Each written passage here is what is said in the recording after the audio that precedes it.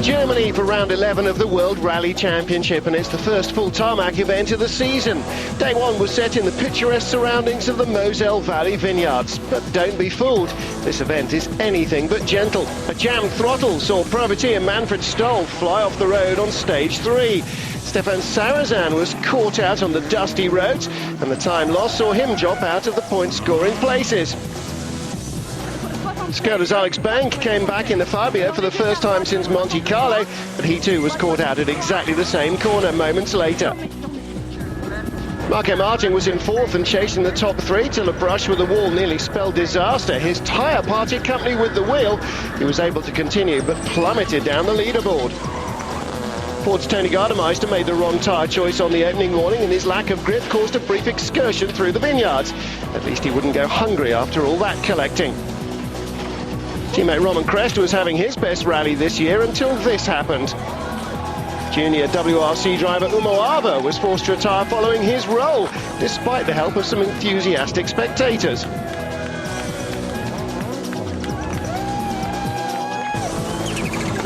Armin Schwartz announced his retirement from rallying after 17 years, so this is his last home event, and he's running 10th in his Skoda. Sebastian Loeb's won all three previous Rally Deutschland since it joined the World Rally Championship, and he's on course to do so again this year, having won 5 of 6 stages on day one. But he does have a fight on his hands.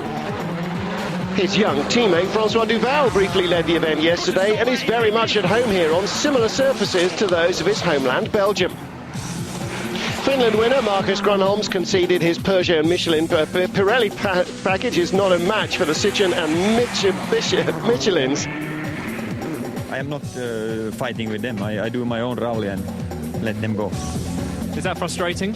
No, it's not, because I knew it before the start that we will have trouble. So how's your rally going? It's going okay. I am leading my rally. In his rally, Loeb's got a lead of 11.7 seconds ahead of Duval after day one. Grönholm's already a minute adrift of the flying Citroëns. Any of the 5 drivers, though, could still claim 4th. Today's 7 stages through the Baumholder military ranges have constantly changing surface, and the road-style Hinkelsteins, designed to keep tracks on the road, make this one of the most demanding days on the World Rally calendar.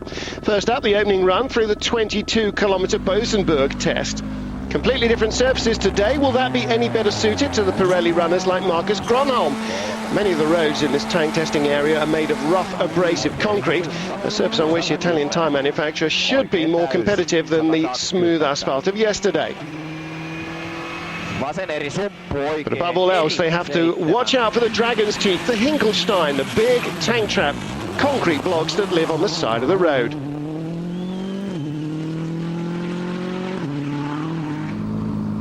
Francois Duval was the revelation of leg one. Can he take back the lead he briefly had on day one as day two gets underway? Well, not if he stalls it like that. A sluggish getaway from the Belgian didn't quite match the revs right. But he is pushing very hard. Gravel all over the road, and he nearly comes to grief there. Well, he certainly doesn't appear to have given up fighting for victory, but that will drop more time to his teammate. He doesn't need any more narrow escapes. Grönholm is a long way adrift of the leading pair, but he'll need to keep as close as possible to Loeb to keep his fading championship hopes alive. With Duval having a rather untidy stage, the Finn may be able to close slightly. Marcus, the split times are really, really encouraging. 8.1 quicker than Francois at 15 Ks. Ooh. You are quicker. Why? My driving was not good and I have too hard tires, so the feeling was very bad, but the time's encouraging. Yeah, but there must be something wrong. Maybe your split times or his car. So Grönholm not too confident, but it's the ragged performance of Duval that's made the difference. He's slower than Grönholm, but he still has an advantage of 55 seconds overall on the Peugeot driver. Francois may have damaged his car after that wild ride as well. And he's not too impressed with an over-officious marshal who attempts to extinguish his smoking brakes. Francois, what happened? Nothing.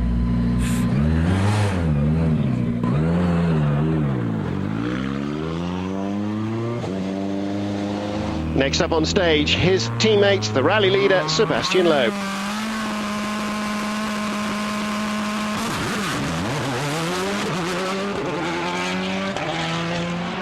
Well, better start than Duval, that's for sure. Had the revs matched up nicely. Oh dear. Well, even champions can make mistakes. The Frenchman recovers from his little overshoot with very little fuss, and he'll still be the quickest through the stage. While Loeb goes from strength to strength, Petter Solberg's season has lost momentum recently. Subaru's number one is still unable to match the speed of the front runners. He's just 8th fastest on this stage, now nearly a minute and a half behind third place Marcus Grönholm.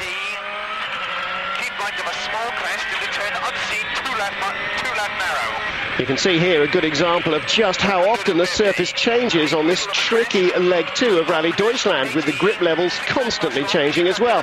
And it's easy to see why so many have been caught out already. Roman Cresta begins day 2, hopeful of continuing his fine performance of yesterday. He's currently 6th and not far behind his teammate Gardemeister.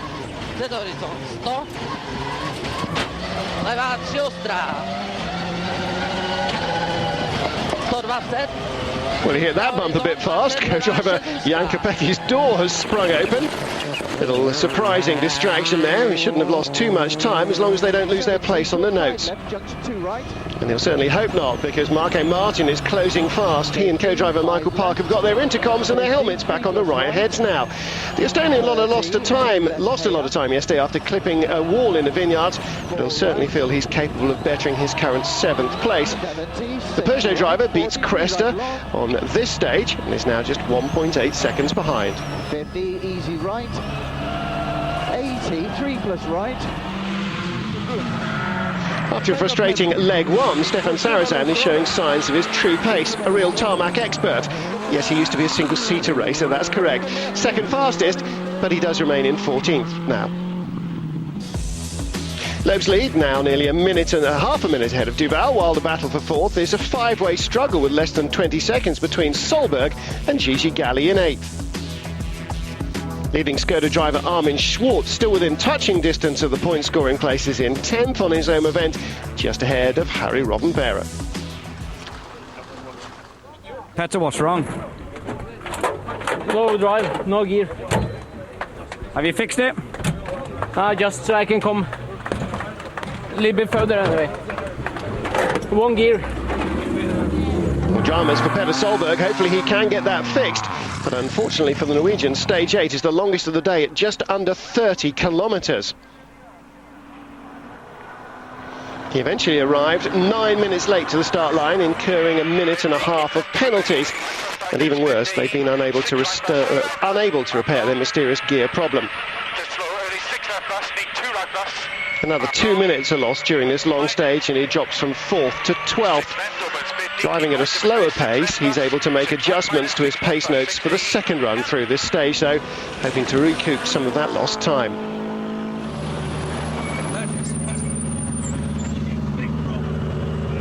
With 1 gear is not easy. And luckily we got into 3rd before the stage started, because before the stage we didn't have any drive, so. But we are here. The Subaru driver's problems should be good news for Ford's Tony Gardemeister. He's first in line to inherit Solberg's 4th place on the leaderboard. But the onboard camera shows there's a problem. Suddenly down on power. The Finn seems to be grinding to a halt.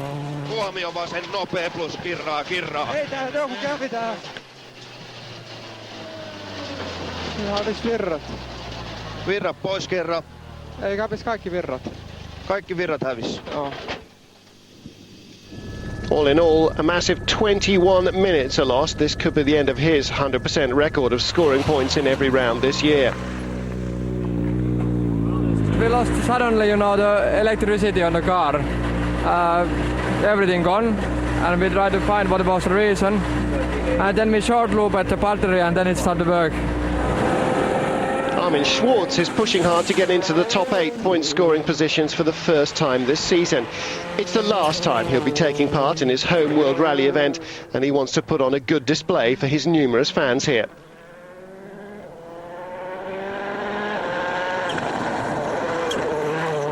The little Fabio is certainly being worked very hard indeed.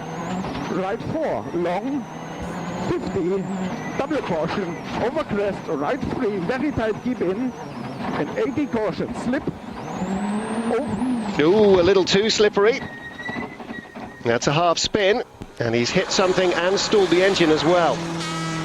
As always in rallying, one driver's misfortune is another's gain. With so many having problems, 3 drivers have benefited. Marco Martin moves up 3 places and finds himself in 4th now.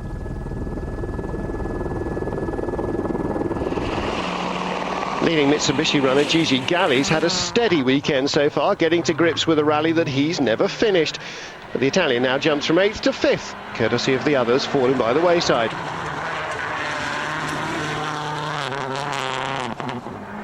And Spaniard Dani Solar, back in a Ford Focus for the first time since Mexico, finds himself in 6th.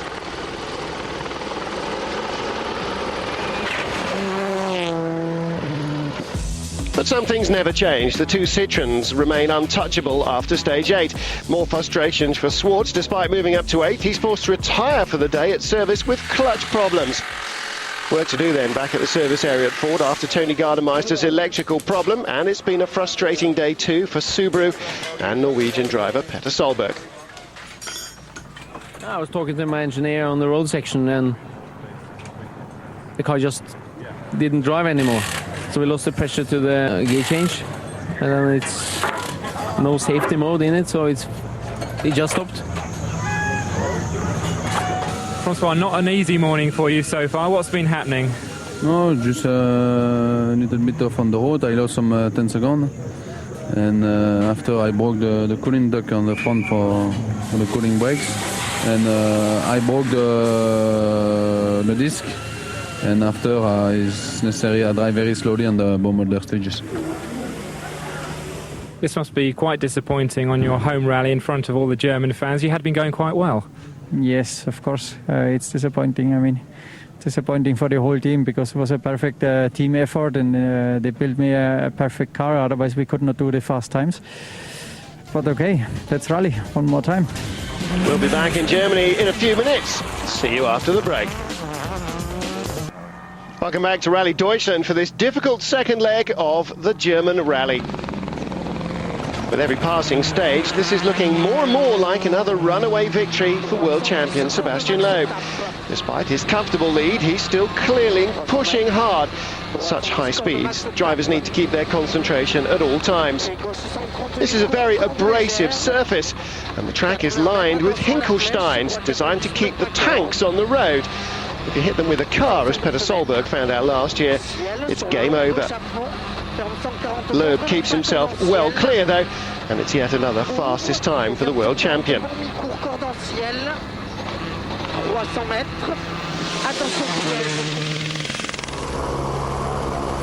Marcus Grönholm has won 17 World Rally Championship events, not one of them on a sealed surface.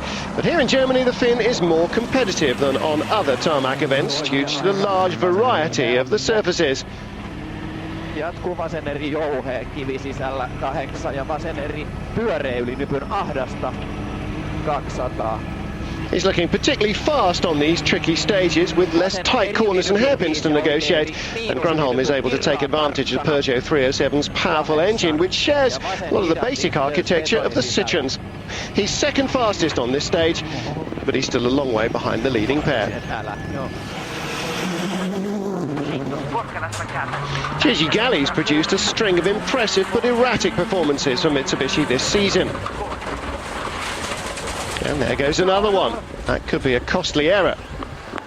Nearly 30 seconds off the pace on this stage, and he's slipping into the clutches of former teammate Dani Solar.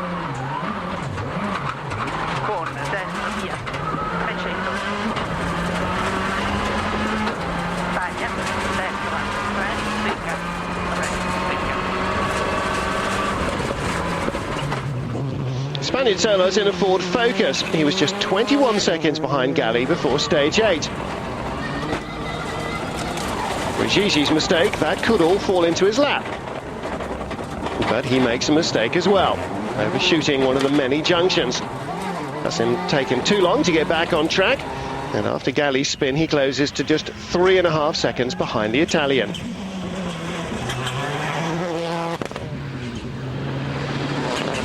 Behind Sola in 7th is fellow Ford driver Roman Cresta.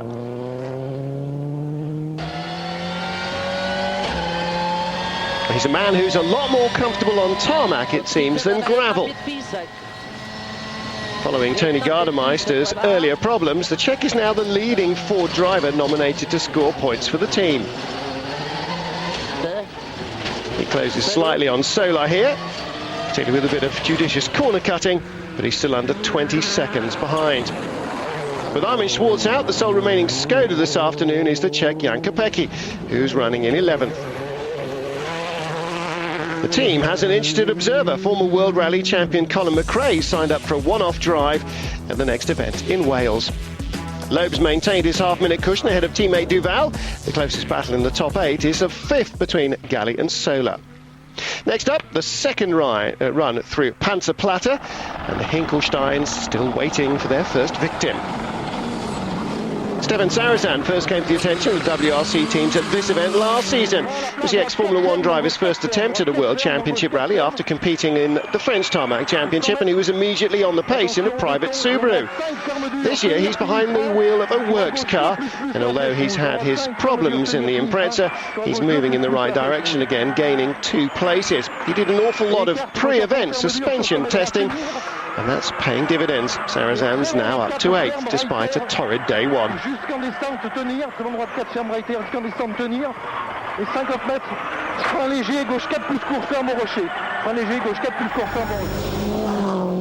Another driver having a better day is Dani Sola.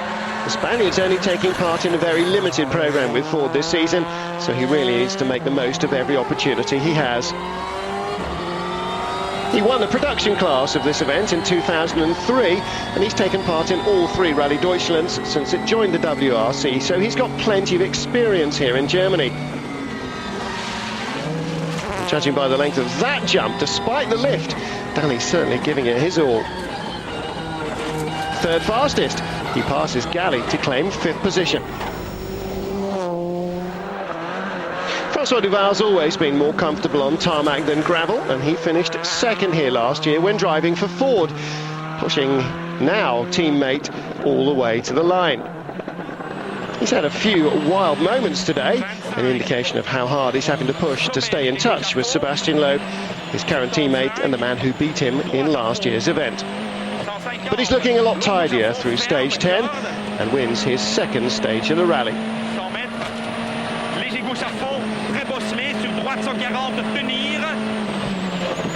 Pour long droite 120, attention, glisse en frein 25, arrière droite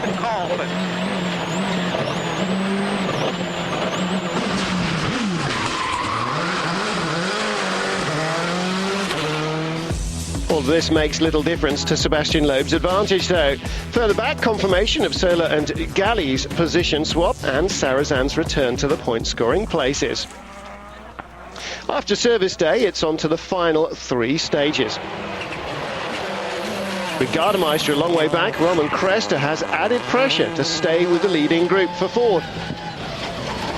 The company's on course to continue their record-breaking run of scoring manufacturers' points in 55 consecutive rallies, and the Czech driver now has the responsibility of picking up at least 1 point. Another small mistake, though. Doesn't seem to drop too much time. Avoids major damage, but it won't help him in his pursuit of Gigi Galli in 6th. The Italian is on a charge of his own. Frustrated at losing his place to Dani Sola on the last stage, he's pushing hard here again and trims the Spaniard's advantage with some spectacular tail-out motoring that pleases the fans no end.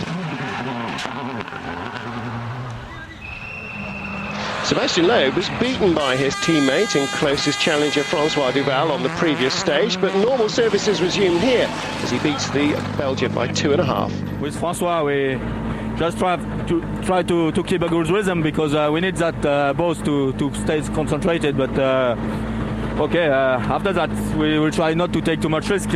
These kind of stages are difficult for that, because it's a lot of gravel in some places, you don't see it, and it's tricky. But for the moment it's going well.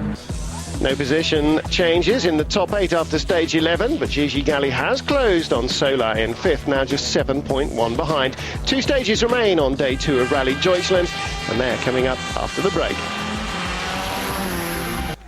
Welcome back. Just 2 more stages to come on the penultimate day of Rallye Deutschland. Danny Sola's gone a long way to making amends for writing off the last Ford Focus he drove in Mexico. He's currently the leading Ford driver in 5th place, but all's not well. Frustratingly for the Spaniard, he suffers a hydraulic failure, forcing him to use his manual gear shift, and the time loss sees him drop down 3 places as he ends the day in 8th.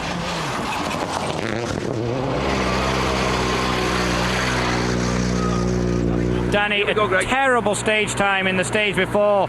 Lost a lot of time, not quick here. What's the problem? We have mechanical gearbox and not hydraulic pressure. It's finished, it's only a rear traction. That's better news for Ford's leading nominated driver Roman Cresta. The young Czech's finishing the day on a high. He sets the 3rd fastest time on stage 12. He's putting real pressure on Gigi Galli, who's ahead of him on the leaderboard.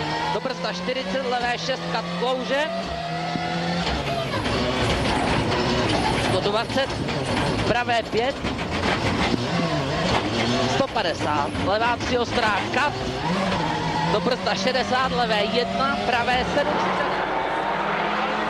The Italian driver is under pressure to keep Mitsubishi represented in the point-scoring places.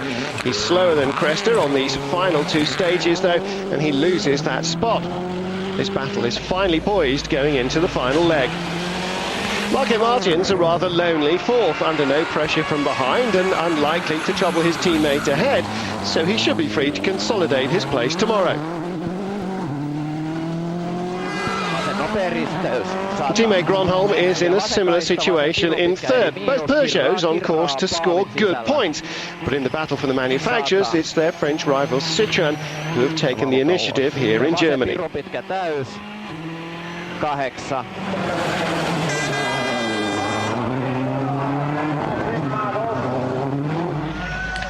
Francois Duval may have only won 2 stages and been unable to match the searing pace of his champion teammate, but the squad will be delighted with his performance so far here.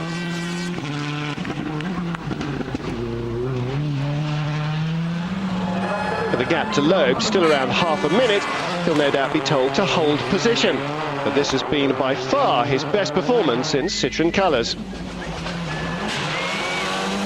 And what can we say that we haven't already said about the rally leader? Once again, Sébastien Loeb arrived here as the favourite to win, and the unflappable Frenchman has not disappointed.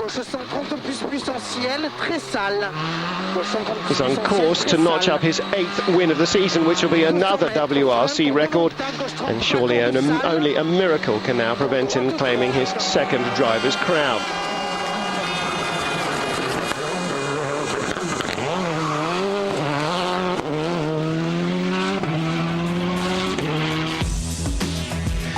Loeb looking untouchable and unflappable again going into the final day, but behind the Citroëns and Peugeots it's all still up for grabs.